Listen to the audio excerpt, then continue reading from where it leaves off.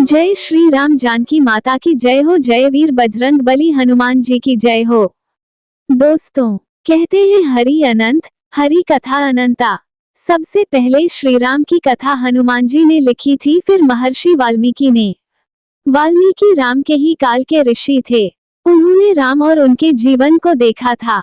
वे ही अच्छी तरह जानते थे कि राम क्या और कौन है। लेकिन जब सवाल लिखने का आया, तब नारद मुनि ने उनकी सहायता की। कहते हैं कि राम के काल में देवता धरती पर आया जाया करते थे और वे धरती पर ही हिमालय के उत्तर में रहते थे। नमस्कार दोस्तों, बातें ज्ञान की यूट्यूब चैनल में आपका स्वागत है।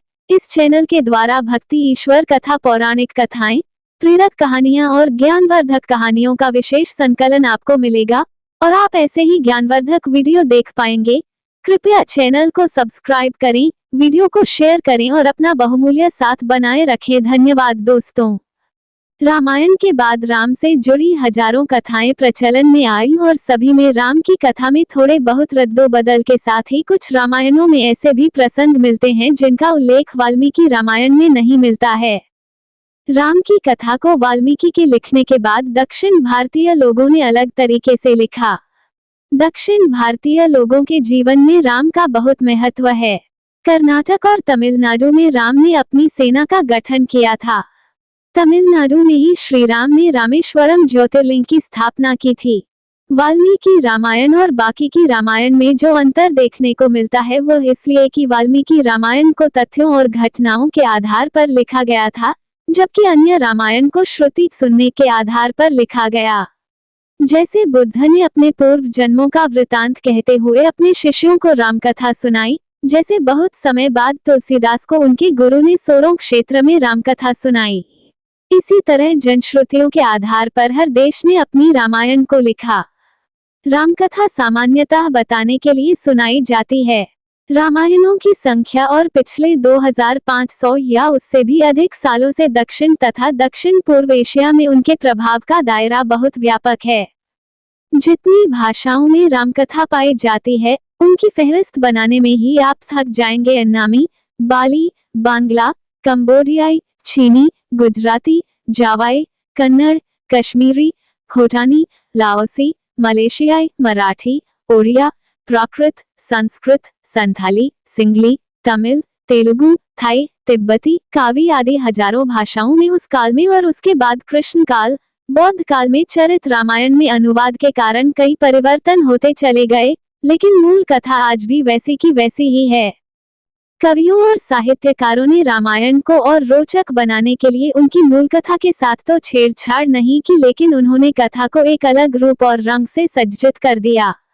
नृत्य नाटिकाओं के अनुसार भी कथाएं लिखी गईं और शास्त्रीय तथा लोक परंपरा दोनों के ही अनुसार राम और रावण की कथा को श्रृंगारिक बनाया गया।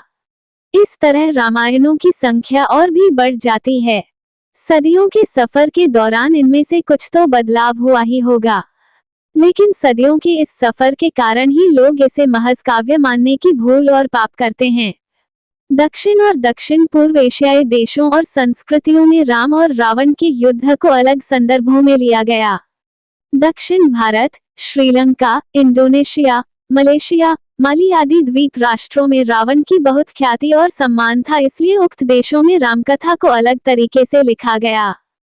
सर्वप्रथम श्री राम की कथा भगवान श्री शंकर ने माता पार्वती जी को सुनाई थी। उस कथा को एक कौवे ने भी सुन लिया। उसी कौवे का पुनर्जन्म काकभूषुंडी के रूप में हुआ। काकभूषुंडी को पूर्व जन्म में भगवान शंकर के मुख से सुनी वह रामकथा पूरी की पूरी याद थी। उन्होंने ये कथा अपने शिष्यों को सुनाई। इस प्रकार रामकथा का प्रचार प्रसार हुआ। भगवान शंकर के मुख से निकली श्री राम की यह पवित्र कथा अध्यात्म रामायण के नाम से विख्यात है। इसके अलावा एक कथा और प्रचलित है। कहते हैं कि सर्वप्रथम रामकथा हनुमान जी ने लिखी थी और वह भी शिला पर। ये रामकथा वाल्मीकि जी की रामायण से भी पहले लिखी गई थी और हनुमान नाटक के नाम से प्रसिद्ध है। वैदिक साहित्य के बाद जो रामकथाएं लिखी गईं, उनमें वाल्मीकि रामायण सर्वोपरि है। यह इसी कल्प की कथा है और यही प्रामाणिक है। वाल्मीकि जी ने राम से संबंधित घटना चक्र को अपने जीवन काल में स्वयं देखा या सुना था, इसलिए उनकी रामायण सत्य के काफी निकट है। लेकिन उनकी रामायण के सिर्फ 6 ही कांड थे। उत्तरकांड को बौद्ध काल में जोड़ा गया। उत्तरकांड का वाल्मीकि रामायण से कोई संबंध नहीं है। अद्भुत रामायण संस्कृत भाषा में रचित 27 सर्गों का काव्य विशेष है। कहा जाता है कि इस ग्रंथ के प्रणेता भी वाल्मीकि थे, किंतु शोधकर्ताओं के अनुसार इसकी भाषा और रचना से लगता है कि किसी बहुत परवर्ती कवि ने इसका प्रणयन किया है, अर्थात अब यह वाल्मीकि कृत नहीं रही। वर्तमान में लगभग 28 रामायण प्रचलन में हैं। 1. अध्यात्म रामायण। 2. वाल्मीकि की रामायण संस्कृत। 3. आनंद रामायण। 4. अद्भुत रामायण। 5. रंगनाथ रामायण तेलुगु। 6. कवियत्री मोल्डा रचित मोल्डा रामायण तेलुगु। 7. रूई पौड़कथेनपदी रामायण उड़िया। 8. Reamker Cambodia. 9. तुलसीदास की रामचरित मानस अवधि। 10. कंबन की ए रामावतारम तमिल। 11. कुमार दास की जानकी हरण संस्कृत। 12. मलेराज कथाव सिंगली। 13. किमरस पुंसपा की काव्यदर्श तिब्बती। 14. रामायण काकावीन इंडोनेशियाई कावी। 15. हिकायत सेरीराम मलेशियाई भाषा। 16. रामवथु बर्मा। 17. रामकीर्ति रियामकेर कंपुचिया खमेर। 18. तेरानो यसोयोरी की होबुत्सुशु जापानी। 19. फ्रालक फ्रलाम रामजातक लाओस। 20. भानुभक्त रामायण नेपाल। 21. अद्भुत रामायण। 22. रामकीन थाईलैंड। 23.